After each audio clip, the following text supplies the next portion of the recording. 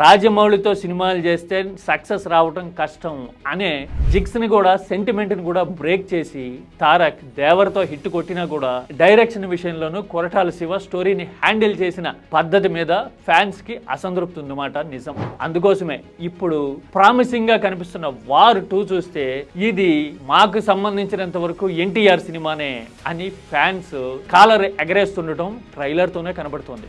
అందుకోసమే ఇప్పుడు వార్ 2తో ఎన్టీఆర్ వేయబోయే అడుగు మీదే కాదు, ఆ సినిమా బద్దలు కొట్టబోయే రికార్డ్స్ మీద కూడా దేశవ్యాప్తంగా ఎంతో క్యూరియాసిటీ కనబడుతోంది. అన్నిటికీ మించి యష్రాజ్ బ్యానర్ అంటే బాలీవుడ్ లో ఒక సమ్మిట్ పీక్ స్టేజ్ అని అనుకోవచ్చు. క్వాలిటీ విషయంలో కానీ, ప్రొడక్షన్ వాల్యూస్ విషయంలో కానీ, అలాగే రెప్యుటేషన్ విషయంలో కానీ నెంబర్ 1 పొజిషన్లో ఉండేది యష్రాజ్ బ్యానర్. అలాంటి బ్యానర్ ఏరి కోరి తారక్తో సినిమా చేయడం అంటేనే వెరీ వెరీ వెరీ స్పెషల్ అని ఇండియన్ ఇండస్ట్రీ అంతా క్యూరియాసిటీతో చూస్తున్న టైంలో వార్ 2 ఎలాంటి ఇంపాక్ట్ క్రియేట్ చేస్తుందో we have to wait and see.